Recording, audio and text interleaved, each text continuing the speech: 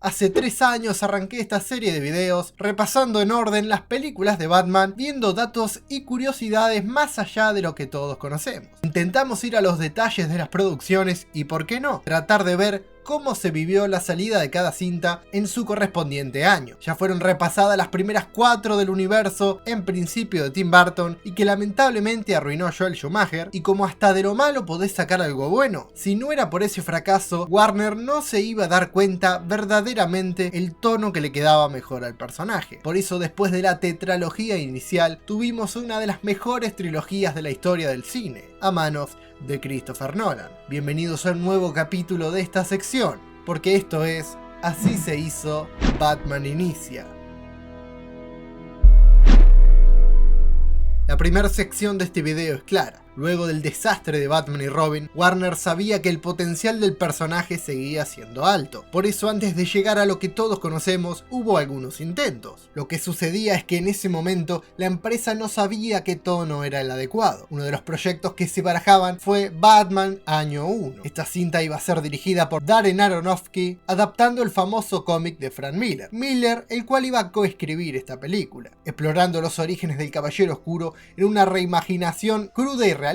En resumen, Bruce no era millonario. Después de la muerte de sus padres, viviría en las calles siendo criado por un mecánico afroamericano, quien sería una versión alternativa de Alfred. Raro como un mono con 3 patas. Su entrenamiento es más callejero, convirtiéndose en vigilante a través de la experiencia urbana y el sufrimiento, igual que las prostitutas, ¿no? La ciudad estaría al borde del colapso por corrupción y la idea de Aronofsky era filmar al estilo Taxi Driver. Batman no iba a tener ni batitraje ni gadgets, solo una armadura casera y herramientas compradas en una ferretería. Tremendo. El Batimóvil era un Lincoln negro modificado. Evidentemente esta idea era demasiado radical y difícil que funcione. Esto mismo hizo que Warner tenga miedo de este proyecto por lo extremo, y también influyeron las diferencias creativas entre todos los involucrados. Decidieron archivarla, pero el guión hoy en día está filtrado en internet. Si por casualidad alguno de ustedes lo leyó, me fascinaría su opinión. Lo bueno, el enfoque realista terminó siendo útil para Batman Inicia. El último dato que les dejo de esta producción es que Frank Miller comentó que su visión de Batman era más oscura que la de Aronofsky y que su Batman era demasiado bueno para el director. Se la terminó pudriendo a él, un quilombo tremendo. Otro de los proyectos que casi vieron la luz fue Batman vs Superman. Wolfgang Petersen iba a dirigir un enfrentamiento entre ambos héroes, con guión de Andrew Kevin Walker, quien escribiría una de mis películas favoritas, Seven.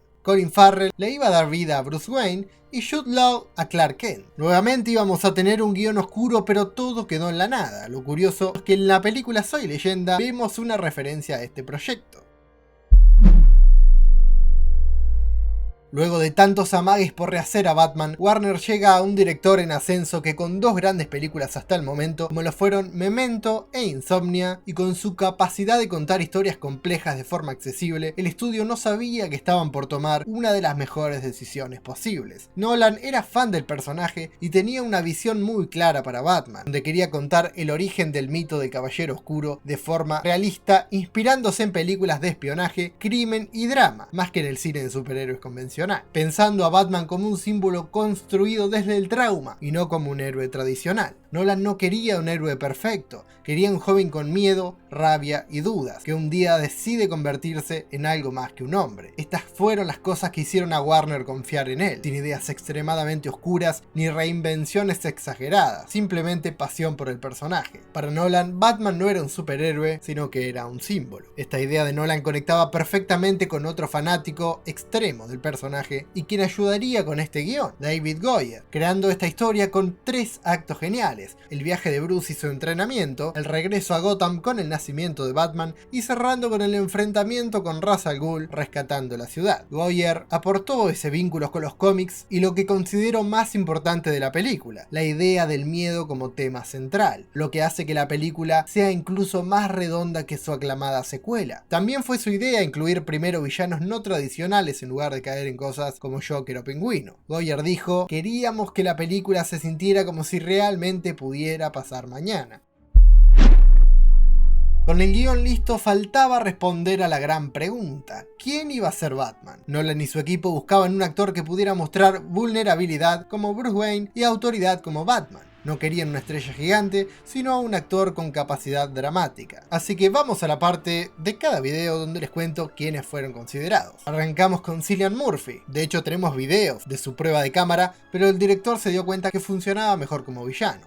También consideraron a Jake Gyllenhaal, quien a día de hoy es mi ideal para el nuevo del DCU, Joshua Jackson, Heath Ledger, menos mal que no lo eligieron acá, Eion Bailey, quien también vemos su audición que se hacía con el traje de Val Kilmer. Y como dato agrego, Amy Adams ayudaba haciendo de Rachel, ya que era amiga de uno de los encargados. También estaba considerado Billy Crudup, Hugh Dancy y también un joven Henry Cavill. Finalmente eligieron a Christian Bale, que venía de protagonizar American Psycho y El Maquinista, demostrando que podía transformar su cuerpo y que tenía una intensidad única. Un dato del set es que Bale perdió 3 veces la voz durante el rodaje por hacerla de Batman.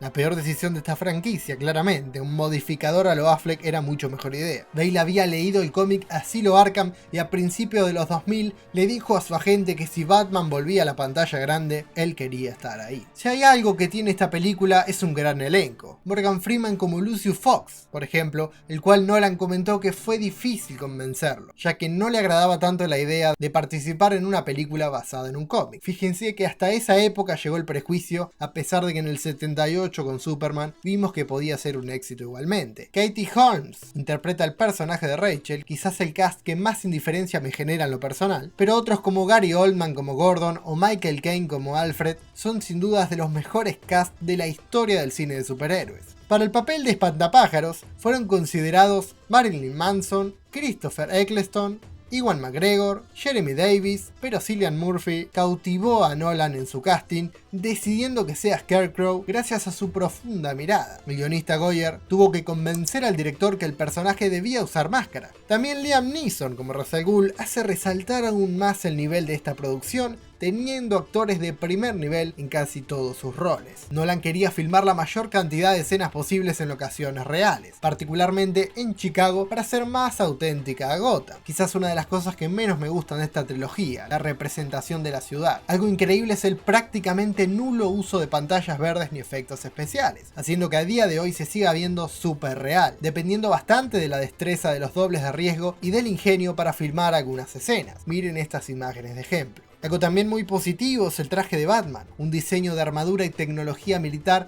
que se aleja de los trajes de goma del pasado. A todo esto, Bale venía de estar así físicamente con la película El Maquinista y no solo aumentó de peso y músculo para Batman, sino que el traje no le entraba, teniendo que bajar nuevamente algunos kilos. Un fenómeno. El traje lo analizo más en detalle en mis respectivos videos de trajes de Batman. El Batimóvil es un vehículo militar experimental rediseñado, siendo el Tumbler un auto construido desde cero que podía correr, saltar y chocar sin necesidad de recurrir al CGI, viniendo de la mente de Nolan como una mezcla entre un Lamborghini y un Humvee. Volviendo a las locaciones, lugares como la Torre de Menmore de Inglaterra se usaron para la mansión Wayne, y crear los barrios bajos de la ciudad en un hangar de aviones fue un acierto total, teniendo la facilidad de hacer lluvia y escenas nocturnas todo el tiempo, sin importar la hora que sea en el momento de rodar. En los estudios Shepperton de Londres crearon la gran baticueva que vemos en la cinta. El asilo Arkham de la película es en la vida real el Instituto Nacional de Investigación Médica de Londres. Otra maravilla de esta cinta sin dudas es la banda sonora de Hans Zimmer, mi compositor favorito,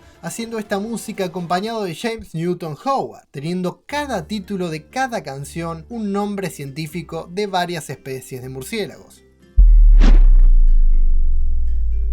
Entramos al último punto de este video. ¿Qué sucedió con esta película? Batman Inicia se estrenó en junio de 2005, recaudando más de 373 millones de dólares a nivel mundial. Así queda la tabla comparándola con las películas anteriores. La verdad que es un gran número para esa época, teniendo en cuenta el tono serio y que no era 3D, cosa que en esos años funcionaba mucho en el público general. Quizás era más prudente hablar de esto al principio, pero ya que estamos con el tema de las cifras, vamos a lo que repaso en cada video. ¿Cuánto ganaron los actores involucrados? La verdad es que en este caso no se sabe precisamente el monto como en las anteriores, pero hay cifras aproximadas. Para no ir uno por uno, se estima que actores principales o los de más renombre como fueron Bale, Michael Caine, Morgan Freeman o Liam Neeson cobraron entre $1,5 millones y $2,5 millones de dólares. Un escalón por debajo, actores como Gary Oldman, Cillian Murphy y Katie Holmes, el estimado de su salario es que estuvo cerca al $1 millón. Hacer la película costó 150 millones, siendo una pequeña parte para actores y el gran porcentaje del presupuesto enfocado a efectos y publicidad. Recordemos que aún no era el auge del género, donde los implicados cobran cifras desorbitantes. En definitiva, y a pesar de no ser un número que se valore mucho hoy en día, en ese momento Batman Inicia fue rentable y menos mal. Esto revitalizó una franquicia que estaba muerta desde 1997 con la peor película del personaje. En términos de crítica, las reseñas son más que positivas, teniendo un 8.2 en IMDb y un 84% de aprobación en Rotten Tomatoes, siendo elogiada por el enfoque realista, desarrollo de personaje, tono adulto, dirección y actuación. Una frase icónica que le puso el New York Times a la cinta fue: "No es solo una gran película de superhéroes, es una gran película.